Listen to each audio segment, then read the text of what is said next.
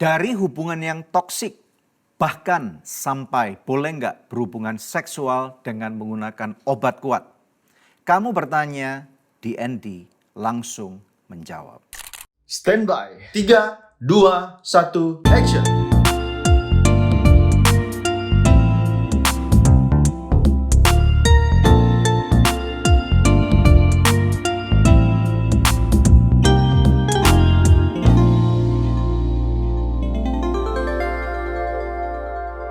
Ingat ya, kamu bertanya, kami akan menjawab dan ini tidak pakai sugar coating, kita akan jujur dan kita juga akan memperagakan bahkan memberikan contoh dari pernikahan kami. Memperagakan? Silakan. Oh iya boleh dong. Apanya yang diperagakan? Oke. Silakan. Pertanyaan pertama dari siapa nih? Oke, pertanyaan pertama dari Sulastri Aminah. Mhm. Bagaimana mengatasi suami yang NPD? Gimana Dep? Nah, first of all ya, NPD itu tidak boleh self-diagnose. Jadi kita tidak boleh menegakkan diagnosa sendiri, suamiku NPD deh kayaknya gitu ya. Ya ada satu episode Love Revolution tentang NPD yang kami bahas cukup tuntas. Kalau kalian belum nonton, kami sarankan nonton itu karena itu udah banyak sekali orang yang merasa diberkati dengan episode itu dan cukup viral gitu ya. Nah NPD ini singkatan dari Narcissistic Personality Disorder. Nah ini adalah salah satu gangguan mental health yang sangat serius gitu. Nah tadi seperti yang Debbie bilang kan tidak bisa orang itu self-diagnose. Kenapa nggak boleh? Karena meskipun dirasa ada symptoms atau gejala NPD, tetap yang mengukur atau mengobservasi itu harus seorang psikolog atau psikiater. Jadi nggak bisa kita orang awam terus menitikkan, oh suamiku NPD gitu nggak boleh. Jadi kalau memang ada kecurigaan karena sudah menunjukkan gejala-gejala, yang bisa ibu lakukan adalah ajak suami ibu untuk pergi konseling dengan seorang psikolog atau psikiater. Alright. Nah namun demikian untuk self-assessment ini kita bisa membantu kalian. Ada 3 hal yang bisa kalian lakukan. Dari 3 hal ini, satu mungkin yang nomor 1 dulu. Yang akan kalian bisa coba telaah, nanti dicatat, dipelajari, didengarkan ulang. Yang pertama ini bernama yaitu sistemnya adalah DSM-5 Criteria. Diagnostic and Statistical Manual of Mental Disorder. Jadi ini yang bisa kalian lakukan nanti sendiri ya. Kemudian yang kedua yaitu dengan tes NPI yaitu Narcissistic Personality Inventory, tetapi ini menggunakan alat, jadi kalian nggak bisa melakukannya sendiri. Yang ketiga adalah MMPI kedua, yaitu Minnesota Multiphasic Personality Inventory. Jadi dari 1 sampai 3 ini saya rasa kita masih bisa mencoba untuk menelaah yang nomor 1 tadi. Ada 9 pertanyaan, silakan Deb. Untuk didiagnosis sebagai NPD, seseorang itu harus memenuhi setidaknya 5 dari 9 kriteria berikut ini. Silakan. Nomor 1, rasa grandiositas yang berlebihan. Artinya dia tuh merasa dirinya tuh paling penting, lebih penting dari semua orang yang lain yang ada di dunia ini. Aku punya istilah ini. Aku pernah belajar dan pernah mendengar ada seorang ahli jiwa yang mengatakan gini. Seseorang yang mempunyai rasa megalomaniak. Kalau kita ingat dulu waktu ketika kita kecil ada film Megaloman atau Gaban yang ketika tiba-tiba dia jadi raksasa ketika kotanya diserang oleh musuh dan dia menjadi pahlawan. Nah artinya orang-orang yang istilahnya merasa bahwa kalau nggak ada gua lu pasti mati. Kalau nggak ada gua proyek ini nggak bakal jalan. Kalau nggak ada gua rumah tangga ini pasti hancur. Nah itu tanda-tanda salah satu daripada grandiositas atau megalomaniak tadi itu. Iya, jadi kayak seluruh jagat raya ini berpusat pada dirinya. Betul. Gitu kan ya. Yang kedua? Nomor 2, fantasi tentang kesuksesan, kekuasaan, kecantikan atau cinta yang ideal. Jadi bagaimana? dalam pikirannya itu dia selalu membayangkan dia yang paling sukses, dia yang paling berkuasa, dia yang paling cantik, dia yang paling ganteng gitu. Cintanya yang paling ideal gitu. Kemudian nomor 3? Nomor 3, percaya diri sebagai pribadi yang unik dan hanya bisa dipahami oleh orang-orang yang khusus. Wah, jadi langsung eksklusif gitu. Dia tidak bisa berbaur dengan rakyat jelata gitu. Harus eksklusif karena dirinya unik sekali dan cuman orang-orang unik khusus pilihan Tuhan itu yang bisa mengerti dirinya. Oke, nomor 4? Nomor 4, dia butuh dipuji secara berlebih-lebihan. Jadi ini bensinnya dia. Ya, itu to feed his ego ya. Jadi ego dia itu diberi makan dengan puji-pujian itu gitu. Yang mana parahnya kalau dia adalah seorang bos terus punya pegawai, karyawan semuanya yang yes man gitu, yes bos ABS, gitu. asal Asal Bapak Bapak senang. Nah, itu bahaya karena memberi makan egonya, memberi makan kelainan jiwanya itu menjadi lebih besar. Kalau memang ada hal-hal tertentu dan seseorang memang harus dipuji, lakukan itu. Tetapi kalau yang dimaksudkan oleh kami adalah ketika perusahaannya nyuncum ke bawah, bosnya tetap dibuat senang dan kemudian bosnya istilahnya seperti orang ngawang gitu ya, tidak lagi berpijak ke tanah. Padahal faktanya adalah perusahaannya lagi nyuncum nih, lagi mau bangkrut nih. Nah bosnya nggak sadar dan dibawa oleh keadaan itu gitu ya. Nah inilah salah satu ciri-ciri daripada 9 itu yang menunjukkan bahwa orang itu ada kemungkinan dia ini NPD. Kemudian Yang kelima, merasa berhak atas perlakuan istimewa. Jadi bukan VIP tapi merasa dirinya VIP ini misalnya itu center of gitu. attention terus nih ya. Ya itu kan pernah terjadi ya beberapa kali kejadian yang orang di airport bikin keributan karena dia mungkin merasa seharusnya dia dapat akses diplomat padahal dia bukan diplomat. Ini aku ingat ada orang yang bertanya, lu nggak tahu siapa gua? Nah, or siapa bapak gua Nah, gitu iya. kan. Ada pertanyaan gini, ada seorang, lu nggak tahu siapa bapak gua? Oh, mama lu nggak pernah kasih tahu ya siapa bapak lu? Nah, itu kan repot kalau dijawab seperti itu. Iya. Terus kemudian? Kemudian yang berikutnya eksploitasi terhadap orang lain. Jadi dia suka banget untuk memainkan perasaan orang lain. Ya, bisa juga termasuk orang itu gaslighting. Bisa jadi. Bisa ya? Ya. Oke, kemudian? Yang berikutnya tuh kurang empati. Jadi dia nggak bisa bersimpati atau empati sama orang lain gitu. Merasa berbelas kasihan itu nggak ada. Semuanya adalah untuk dirinya gitu. Rasa kasih, belas kasihan itu hanya untuk dirinya Ya, sendiri. nomor 8. Nomor 8, iri kepada orang lain atau merasa orang lain iri kepadanya. Jadi it's all about me, myself, and I. Yes. Nggak ada lagi untuk kamu. Untuk Padahal istrinya pun mungkin- nggak bisa, untuk anaknya nggak bisa, pokoknya aku. Padahal mungkin orang nggak ada yang iri sama dia, cuman dia merasa orang itu semua sirik, orang itu semua iri sama aku. Karena kesuksesanku, karena kegantenganku, karena kecantikanku gitu. Ya, nomor 9. Yang berikutnya sombong dan merendahkan orang lain. Ya. Nah, jadi artinya kalau ada minimal 5 deh daripada self diagnosis ini. Jadi istilahnya agak susah ya kita kalau dikatakan kamu nggak boleh self diagnosis. Padahal ini ciri-cirinya lengkap nih kelihatan. Ini masih probabilitasnya orang itu mungkin saja masih NPD. Tetapi saran kami bawalah ke seorang psikiater atau seorang psikolog untuk kemudian tes yang nomor 2 tadi dan nomor 3 bisa dilakukan untuk mengkonfirmasi.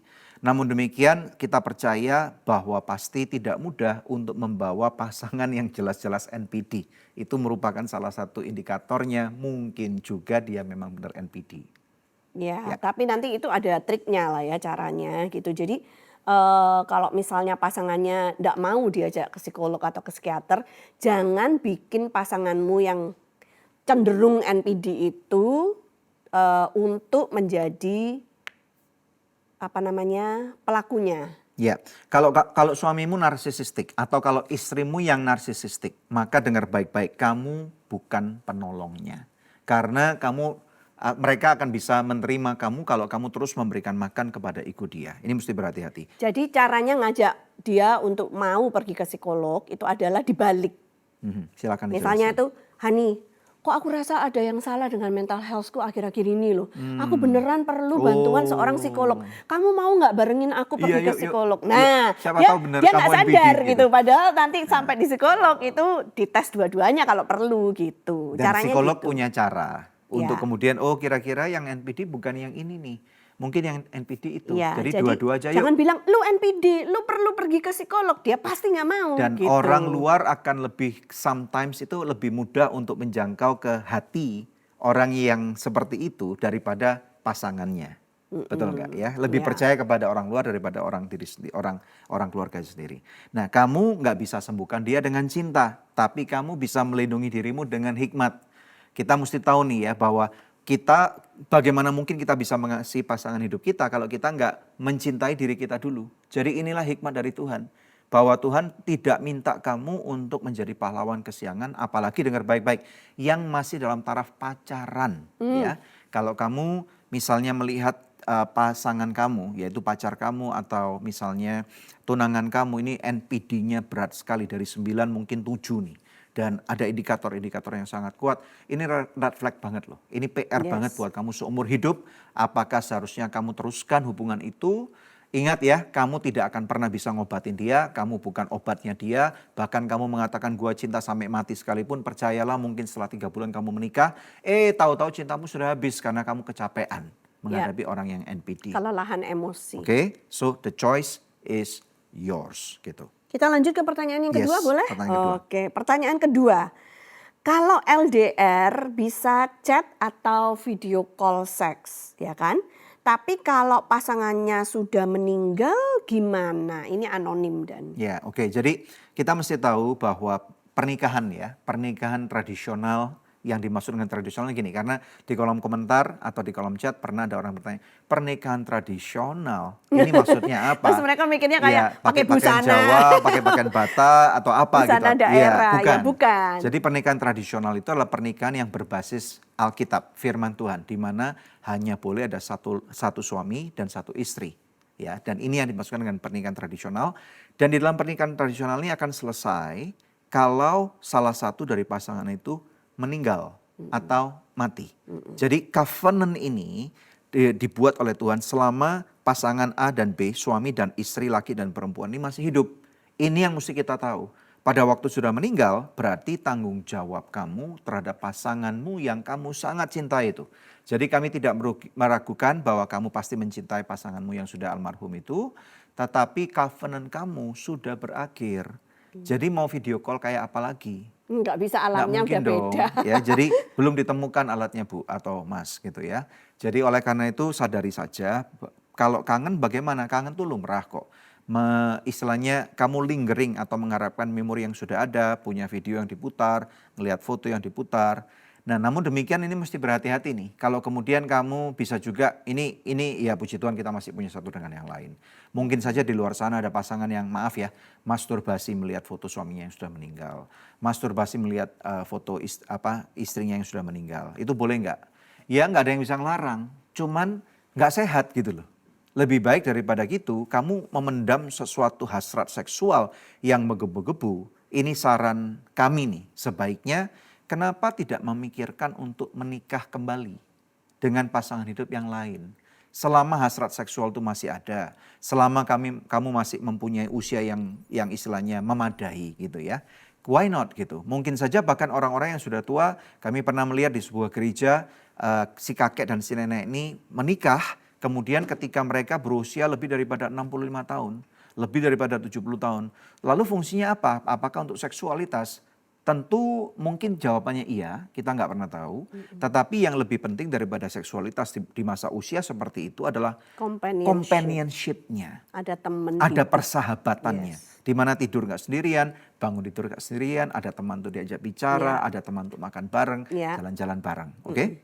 Ya, jadi dalam kasus ini Anda bisa berdoa, minta arahan Tuhan. Kalau memang masih ada jodoh bisa menikah ulang. Tapi kalau tidak mau menikah ulang, maka apa yang harus dilakukan gitu kan? Karena masih punya hasrat seksual. Nah, hasrat seksualnya tidak bisa cuma dipendam gitu aja, tapi bisa disalurkan. Ini ibaratnya sama seperti kalau kita ngomongin anak remaja gitu kan. Anak remaja kan hormonnya bergejolak tuh gitu kan. Tapi belum menikah, harus menjaga diri kudus. Jadi gimana dong? Sana pergi olahraga, nge-gym supaya energinya tuh tersalurkan, ya kan? Ketika berolahraga sehingga kalau pulang itu udah capek, tinggal tidur Kalau gitu. ngomong tersalurkan tuh harus kayak gini gitu ya. Oh ya itu kan supaya menggelora. Gitu.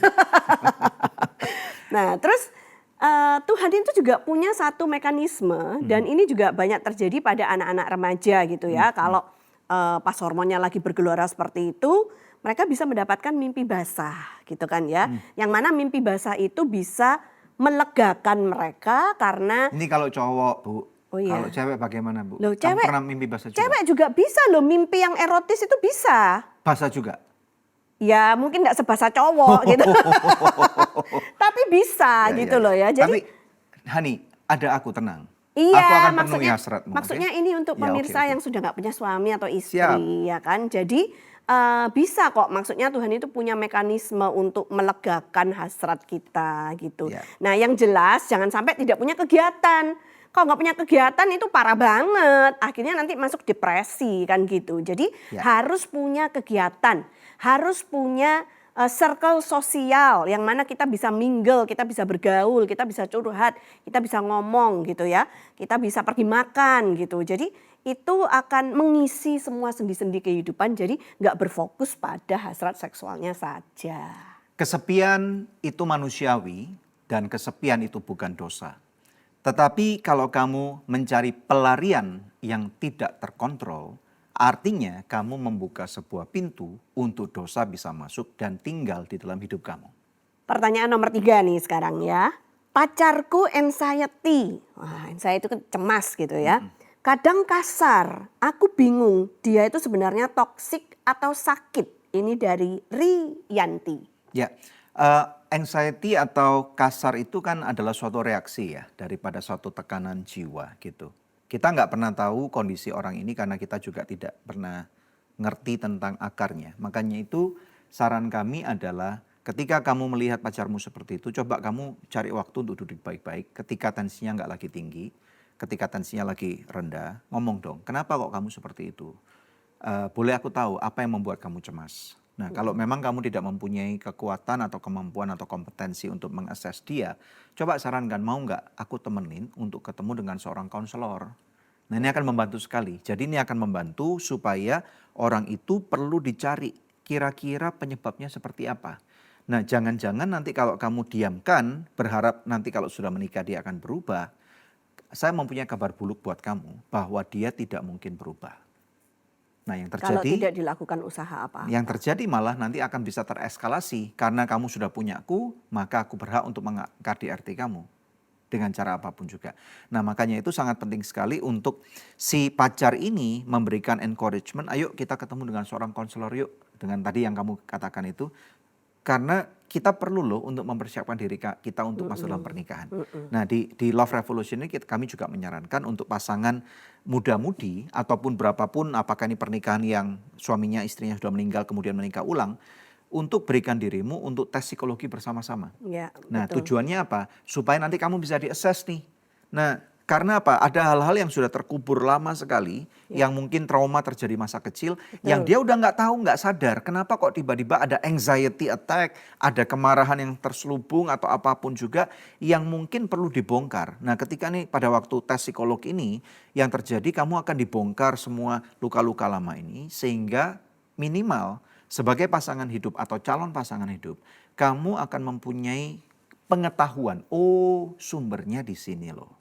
Nah, kalau sudah tahu sumbernya, maka yang terjadi kamu akan mempunyai kesempatan untuk membantu calon pasanganmu atau pasanganmu untuk kemudian diobatin. Iya. Nah, sehingga kita tahu bahwa memang betul tidak ada hal yang mustahil dengan Tuhan, tetapi akan lebih mudah untuk mengobatinya ketika kita sudah tahu akarnya apa. Ya. Dan perlu diingat, anxiety itu bukan alasan untuk memanipulasi hubungan atau memanipulasi pasangan gitu ya. Jadi untuk menentukan apakah dia toksik atau sakit, ya lebih baik dibawa dulu untuk Betul.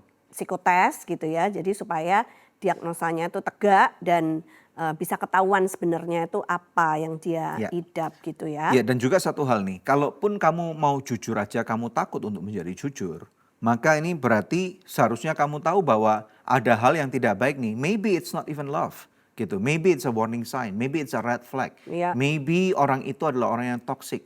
Mungkin saja hubungan itu tidak layak untuk diteruskan. Wong, kamu nggak bisa jujur kok. Iya. Karena firman Tuhan juga mengatakan, when you know the truth, berarti kan kejujuran nih. The truth will set you free. Nah, makanya jujur aja. Namun demikian tentunya kita mesti melihat konteksnya bagaimana. Nggak enak banget sih kalau ada dalam suatu hubungan di mana kita tidak Setuju. bisa menjadi diri kita sendiri. Jadi harus jagain perasaannya terus supaya nggak anxiety, itu nggak enak banget gitu kan ya. Tapi mungkin ada juga orang-orang yang aku akan korbankan diriku supaya kamu sembuh. Nah terus kamu jadi sakit juga, kan sama aja bohong gitu loh ya. Betul. Jadi harus bisa menekelnya dengan baik gitu. Karena setahu aku kalau orang yang anxiety itu disebabkan oleh trauma masa lalu. Misalnya dia takut terbang.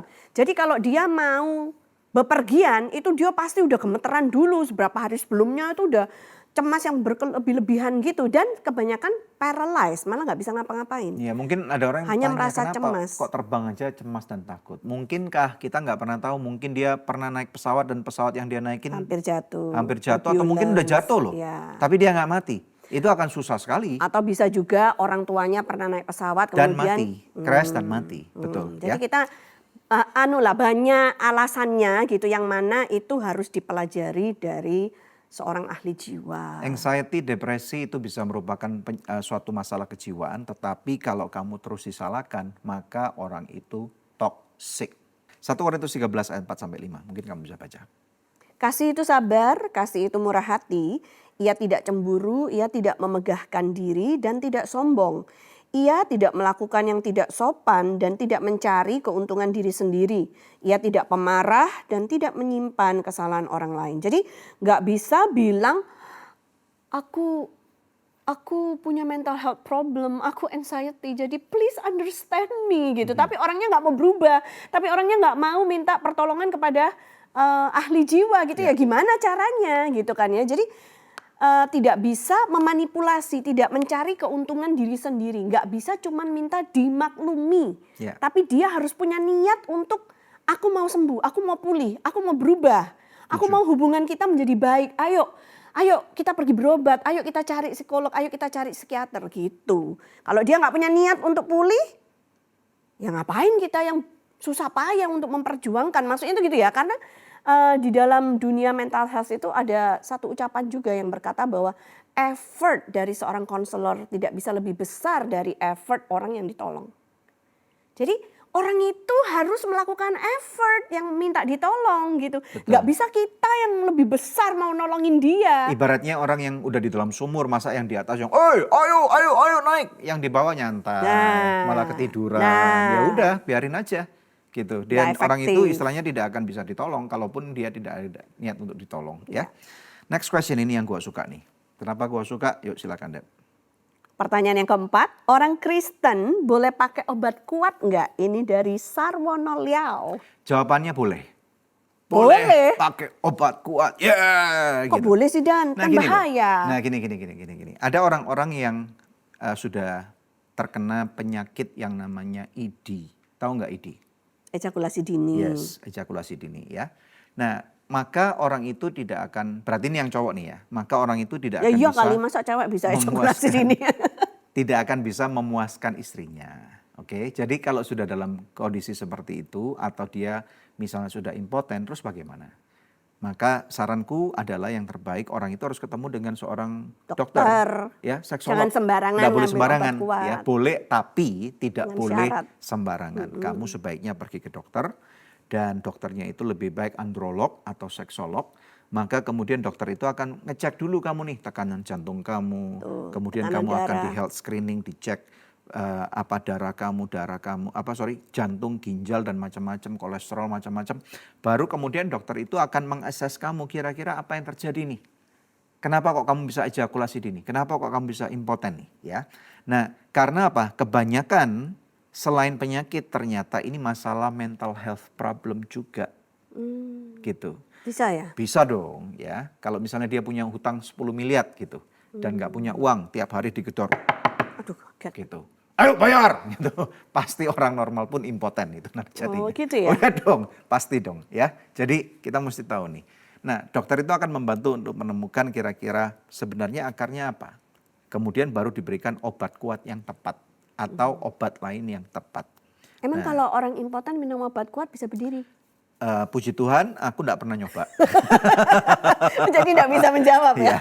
Itu Puji pertanyaan Tuhan, perkembangan dari aku sih. Bagaimana selama ini? Kamu merasa dipuaskan atau tidak? Iya, puji Tuhan. Jadi kalau boleh disarankan itu jangan yang chemical kali ya, tapi pakai suplemen gitu karena bukan yang obat pabrikan. Tidak maksudnya. Mengandung efek samping, jadi tidak merusak organ-organ yang lain nantinya. Karena kan kita juga belajar ya, ada kasus-kasus di mana orang pakai obat kuat, terus jantungnya nggak kuat, terus sedang make love, terus meninggal di tempat gitu kan parah banget ya. Ya, jadi ini makanya perlu ke dokter itu karena kalau kamu punya cara, tentu misalnya obat-obatan yang misalnya beredar cukup banyak di masyarakat itu misalnya kayak Cialis atau Viagra, itu mungkin saja kamu bisa dapatkan dengan berbagai macam cara. Ya kan, namun kalau kamu tidak mengetahui kondisimu nanti jangan-jangan tiba-tiba ketika kamu di tengah-tengah progres seksualitas itu kamu kena serangan jantung.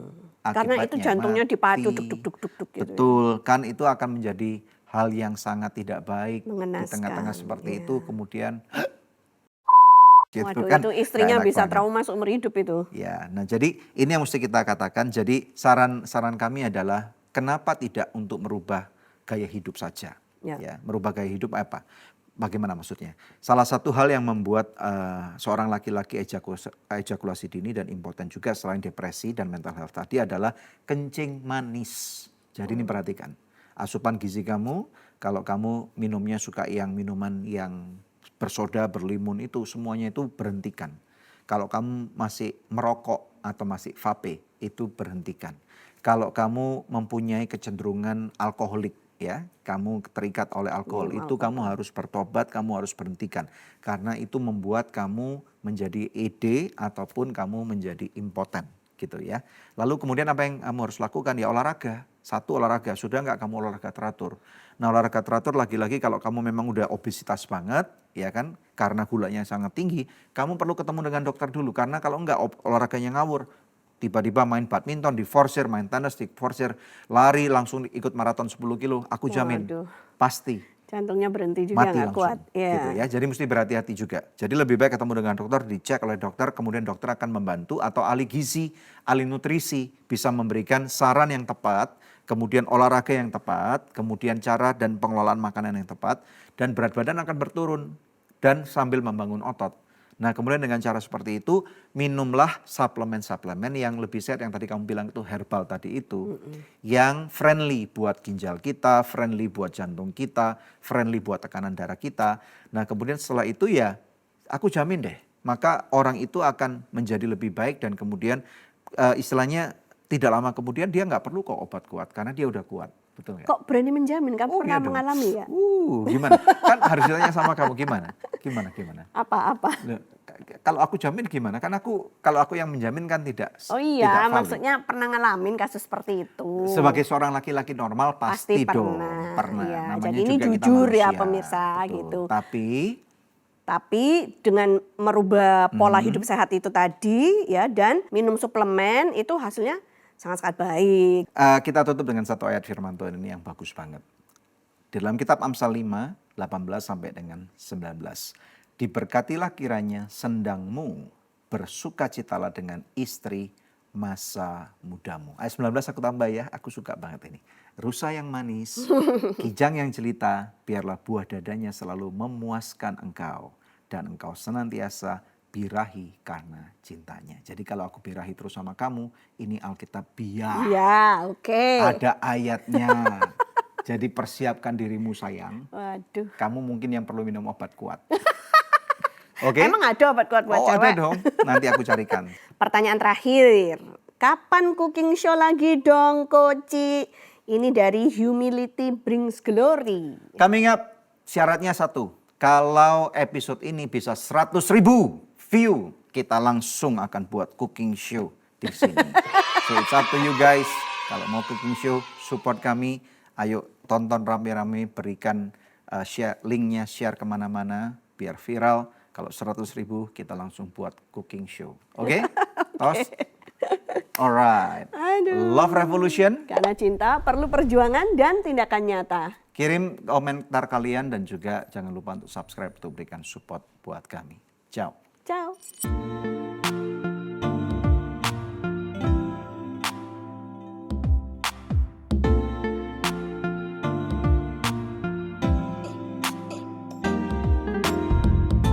Terima kasih sudah tune in di podcast Love Revolution. Kalau kamu ngerasa feel-nya dapet banget nih sama konten ini, langsung aja bisa share di sosmed kamu. Dan jangan lupa untuk tag dan juga follow Instagram Daniel Hendrata dan juga Debbie Katarina.